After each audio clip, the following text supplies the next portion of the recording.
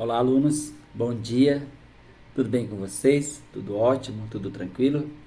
Tudo em paz? Eu espero que sim, espero que vocês estejam bem, estejam, sobretudo, se cuidando.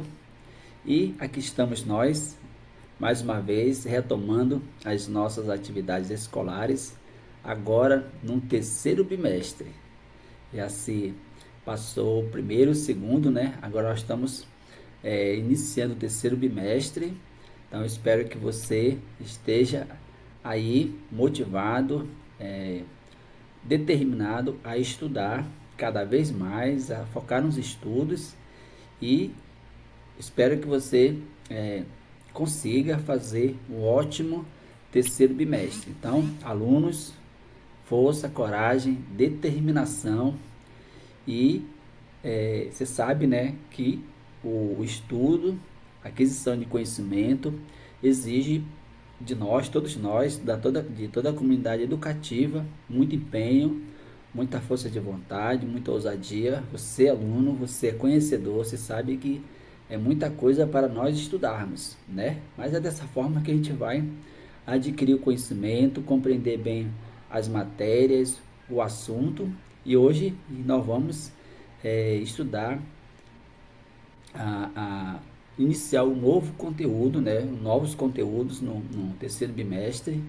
E peço de você empenho, dedicação, ousadia, porque se tem uma pessoa que vai ganhar muito com isso é você, tá? O professor vai ficar feliz, vai ficar contente, o coordenação, o pessoal da escola, a diretora, enfim, sobretudo seus pais, seus pais vão ficar contentes de saber que você está focado nos estudos, estudando, prestando atenção nas aulas, nas explicações, fazendo as atividades e é dessa forma que você vai adquirir o conhecimento, tá?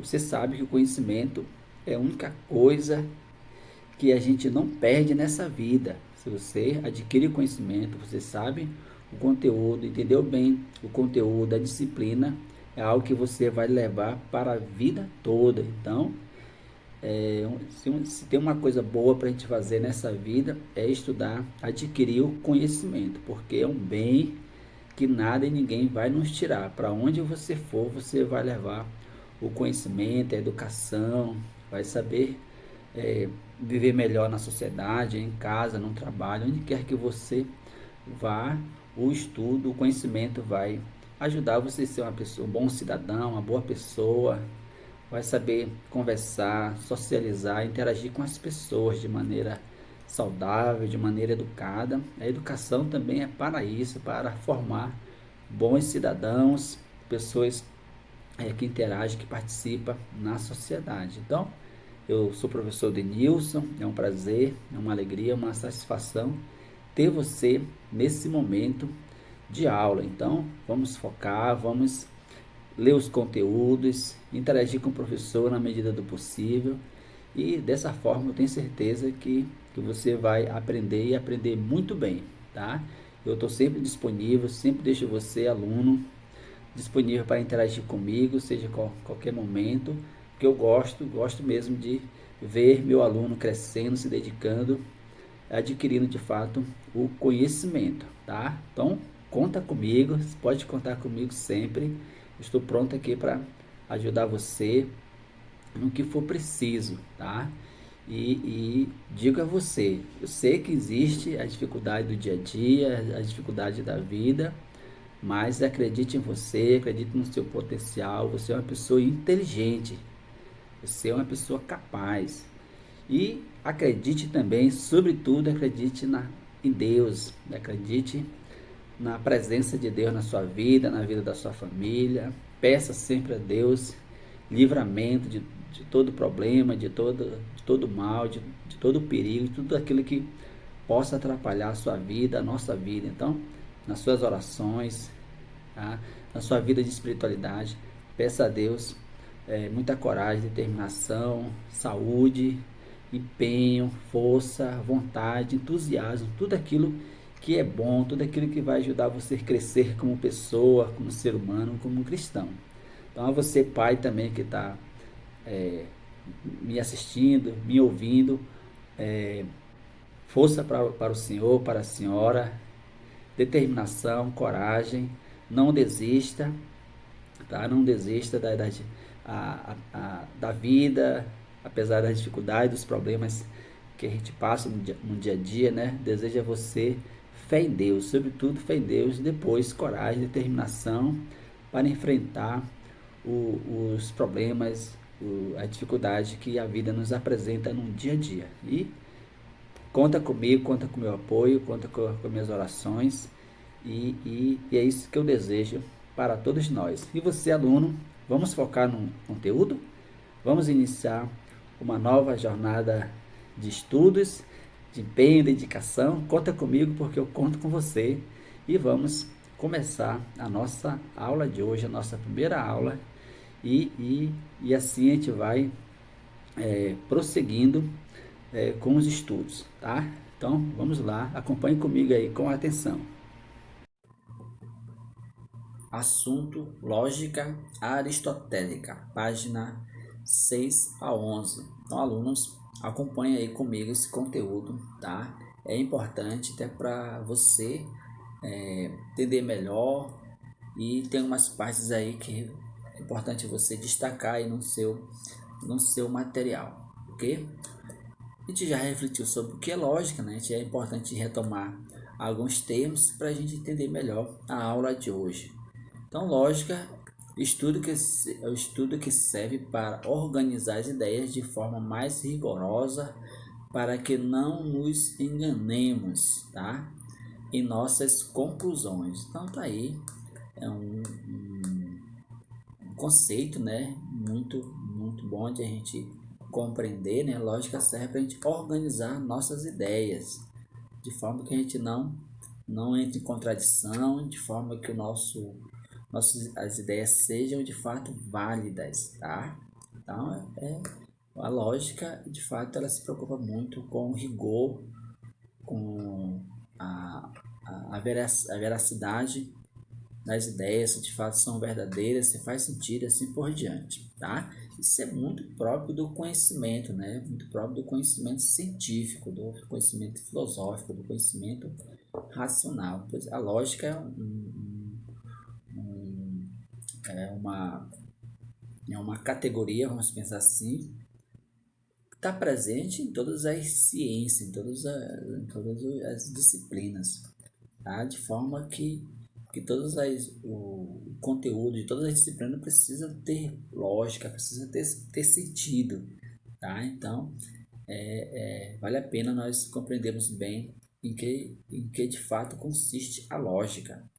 A obra de Aristóteles dedicada à lógica chama-se Analíticos e trata da análise do pensamento em suas partes integrantes menores. Então, tá aí a lógica, né?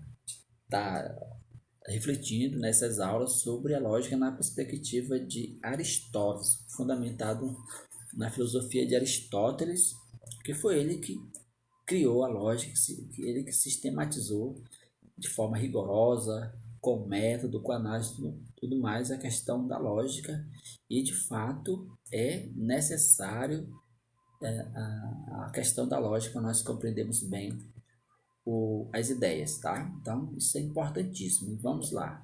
Acompanhe aí comigo aí na tela. Ao organizar a analítica, ou seja, a lógica, né? Aristóteles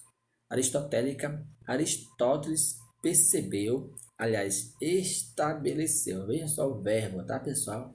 Para você não esquecer. Estabeleceu três princípios da realidade que deveriam ser observados também nos raciocínios, tá?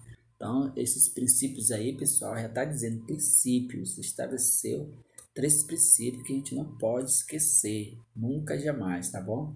Isso é importante para toda a nossa vida, né? Só para os estudos filosóficos não, para tudo, né? Porque tudo tem que ser analisado, tudo tem que ser refletido, tudo tem que ser investigado nos mínimos detalhes para poder a gente dizer serve, é válido, faz sentido, né? Então vamos lá. Primeiro princípio de identidade. Cada coisa tem uma essência, própria, o modo de ser, que permanece idêntico, pelo qual ela pode ser percebida, pensada e definida, né? A cada pessoa tem uma essência, princípio de identidade. Uma coisa é uma coisa que ela não pode ser outra coisa, ou é ou não é, né? Por isso que está se falando de identidade, está falando de essência, tá? Vamos lá. Princípio de não contradição. Uma coisa não pode ao mesmo tempo existir ou ser pensada como é, o que é e como o contrário de si mesmo, tá? Se uma coisa é, ela não pode ser outra coisa, né? Por isso que é princípio de não contradição, tá? De não contradição. Então, não pode haver contradição, tá? Por isso que é o princípio da não contradição. Se uma coisa é uma coisa, ela não pode ser outra coisa ao mesmo tempo, porque vai cair em contradição. Porque alunos já tivemos princípio de identidade, agora princípio de não contradição, vamos para o próximo. Princípio do terceiro excluído. Uma coisa será isso, ou o contrário, tá? Não existe a terceira possibilidade. Ou é uma coisa ou é outra, tá? Só tem duas possibilidades. Não havendo uma terceira possibilidade, tá aí. É muito fácil de entender esses três princípios, né, gente? Né? Mas vamos lá, vamos avançando que tem mais coisa aí para a gente compreender. Objeto de estudo. Aristóteles não considerava a analítica uma ciência, mas um órgão, ou seja, um instrumento. Então, veja bem, tá? A lógica, em outras palavras, é um instrumento científico-filosófico. A lógica é um instrumento científico-filosófico, tá? Entenda dessa forma. Seu objeto eram as proposições, frases que expressavam linguisticamente os juízos do pensamento. Então, seu objeto eram as proposições. Que são as proposições? São frases que expressam um juízo, expressam um pensamento. É o que a gente vai ver. Em cada uma desses juízos, dois termos, um sujeito S e um predicado P eram unidos ou separados segundo as relações efetivas entre os seres que eles designavam. Então, vamos lá que a gente vai entender bem mais essa questão aí das proposições. Só uma observação, tá, alunos? Juízos. O que a gente entende por juízo nesse sentido aqui, nesse contexto? Juízos, produtos da faculdade intelectual de distinguir e avaliar, atos de concordar ou discordar, afirmar ou negar. Então, é o resultado de algo, vamos pensar assim, tá? É o que você é essa capacidade que o ser humano tem de avaliar, distinguir as coisas, né? Discordar ou discordar. O resultado de uma reflexão, de um conhecimento, tá? Vamos pensar dessa forma que você vai entender direitinho. Vamos avançando. A lógica aristotélica mostrava ainda que duas proposições poderiam ser unidas por um nexo, resultando em uma terceira extraída desse nexo. As duas proposições iniciais eram chamadas de premissas. Detalhe importante, tá, pessoal? Isso a gente vai ver nos exemplos abaixo. As duas proposições iniciais eram chamadas de premissas, primeira, né? E sua resultante era denominada de conclusão, tá? Juntas, elas formavam um silogismo, tá? Outro termo importante, silogismo. Termo que designa um raciocínio ou argumento formalmente correto. Observe um exemplo clássico. Então, tá aí, tá, pessoal? Vamos entrar no exemplo, porque exemplificando que a gente entende melhor, não é verdade? Vamos lá. Observe exemplos clássicos do silogismo dedutivo, ou seja, um raciocínio que parte de uma afirmação mais geral para chegar a uma conclusão particular. Então tá aí, pessoal. Silogismo dedutivo é um raciocínio que parte de uma afirmação geral, tá? Para chegar em uma conclusão particular. Vamos lá. Tá aí o exemplo. Todo homem é mortal. Todo homem é mortal. Primeira premissa, tá? Sócrates é homem. Segunda premissa. Lembra que eu falei que parte de duas premissas, né? Que é a principal, né? E a outra que seria a conclusão, que seria logo Sócrates é mortal. Conclusão.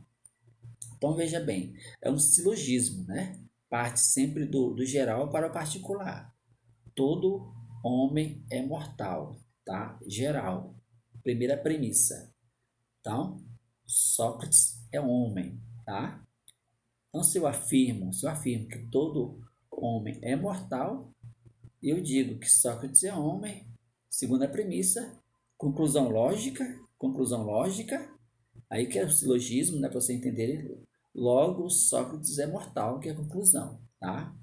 Então, veja aí que tem os três princípios, a essência, né? A, a, a, a essência, qual é a outra? Vamos voltar para a gente não esquecer.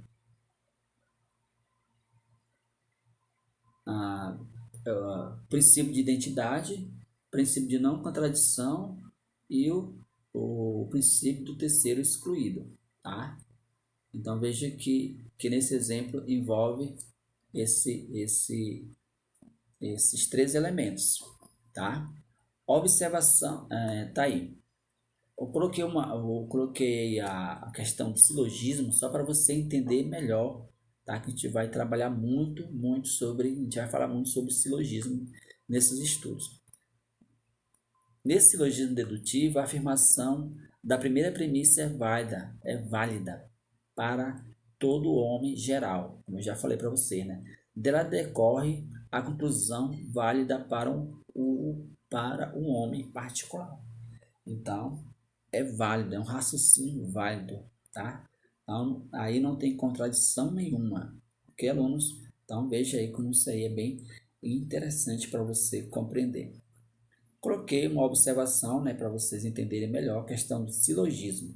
Raciocínio dedutivo, estruturado formalmente, a partir de duas proposições, que eu já falei para vocês, né? Duas proposições, que são as premissas. Tá aí o exemplo, né? Todo homem é mortal, Sócrates é homem. Tá aí duas proposições, são duas premissas, das quais se obtém uma inferência, uma terceira, que é a conclusão. Tá aí o exemplo. Todos os homens são mortais, os gregos são homens, logo os gregos são mortais, tá, alunos? Eu estou explicando assim que é para você entender da melhor forma possível, porque às vezes a lógica se torna um pouco difícil de compreender, mas da forma como eu estou explicando, acredito que você está compreendendo bem, até às vezes se tornando um pouco repetitivo, mas sempre na tentativa de que você compreenda. O objetivo é você compreender bem a explicação. Agora observe a representação gráfica desse silogismo de acordo com o diagrama de Venn. Então, tá aí tudo aquilo que a gente já falou do exemplo, tá aí, mas em forma de diagrama, né, para você entender melhor, né, em forma de símbolo, tá? Forma de símbolo para você entender melhor essa questão. Observação, dedução. Professor, mas o que é dedução mesmo? Resultado ou conclusão de que se chegue, resultado ou conclusão que se consegue chegar. Então, dedução, tá? É a capacidade que o ser humano tem de chegar a uma conclusão, certo? Todo homem é mortal, Sócrates é homem, então se deduz que Sócrates é mortal, né? conclusão que a gente pode chegar.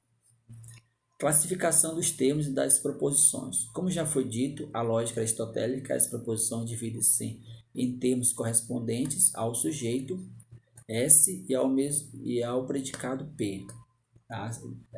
Como são representados. Segundo Aristóteles, esses termos indicavam essências, ou seja, conceitos relacionados às 10 categorias da metafísica, sendo a categoria substância correspondente ao sujeito e as demais aos predicados, né? Lembra lá da metafísica que nós estudamos em Aristóteles? Olhe como é importante nós compreendermos cada etapa dos estudos, porque, como eu sempre falo, né, se você compreende bem essa etapa, a outra etapa também você vai compreender melhor, porque o conhecimento ele é processual, né? Ele é processual. Além disso, em um silogismo, o encadeamento das proposições, olha a palavra, encadeamento, tudo precisa estar interligada, tá? Para poder ter lógica, para poder ser lógico, né? Senão vai entrar em contradição, não vai fazer sentido e a gente não vai se entender, tá? A ideia da lógica é fazer a gente entender bem as coisas, tá? Entender bem. Encadeamento das proposições dependente das relações entre três termos classificados de acordo com a extensão, ou seja, a quantidade de elementos dos conjuntos designados designados por eles. O termo maior, conjunto mais numeroso, o termo menor, conjunto menos numeroso, e o termo médio, conjunto intermediário. Isso que a gente vai ver mais à frente. Essa classificação não pode ser mais bem compreendida observando os tamanhos dos círculos do diagrama de Venn, proposto acima em relação ao silogismo formado pelas proposições. Então, isso aí está relacionado ao que nós acabamos de ver no diagrama de Venn. Todo homem é mortal. Sócrates é homem e Sócrates é mortal. Então, está aí. Observe a seguir os tipos de proposição dessa classificação que decorrem das categorias qualidade e quantidade. Observação. Então, mais uma observação, estou colocando essas observações aí que é para você compreender melhor cada termo, cada palavra que isso te possibilita a compreender, a ter uma melhor compreensão. A proposição em lógica é definida como toda oração que declara algo. Então, tá aí, ó. Uma oração que declara algo. Então, um exemplo de Sócrates é um exemplo bem conhecido que faz você compreender bem essa questão. Podendo ser valorada como verdadeira ou falsa. Sim, com certeza. Tá?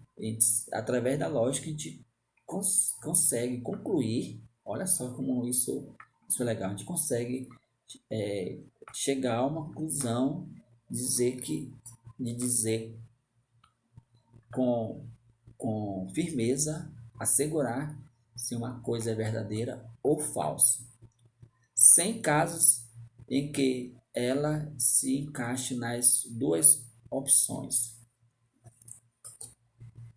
Vamos lá. Então tá aí mais uma imagem, né, para exemplificar para você a questão da qualidade e quantidade. São as categorias, proposições e exemplo. Tá aí as proposições. Qualidades. Afirmativa. S é P. Tá? Então é o exemplo. S é P. Estou afirmando que S é P. Negativas. S não é P. É aquela ideia. Ou afirma ou nega, né? Ou afirmo ou nego. Na afirmativa, eu afirmo que S é P. E na negativa, lógico, né? Lógico, eu nego S não é P. Quantidades. Aí vem para as universais e exemplos. Universais. Todo S é P. Nenhum S é P. Então, veja que eu estou no geral, estou generalizando, sendo bem universal mesmo. Todo. S é P. Eu estou afirmando. E também eu estou negando que nenhum S é P. Nenhum S é P. Universal. Vamos para os particulares. Alguns S são P. Só estou dizendo, olha, veja o detalhe aí nas palavras que estão em negrito, tá? Esse é o detalhe. Isso serve para os nossos discursos, né? Isso serve para nossas falas. Quando você diz todo, aquela ideia que você diz assim, todo político é ladrão. Você está generalizando. Será que nesse mundo, eu acredito que pelo menos um político seja honesto, né? Então você não pode dizer todo mundo, né? Porque aí você acaba até ferindo alguém que não mereça, na verdade. Então, muito cuidado com todo, com nenhum. Melhor usar os particulares, né? Alguns políticos não são honestos, tá? Alguns políticos são honestos. Aí você está sendo mais fiel, digamos assim, na sua forma de abordar, de interpretar a situação, né? Alguns S são P. Alguns S não são P, tá?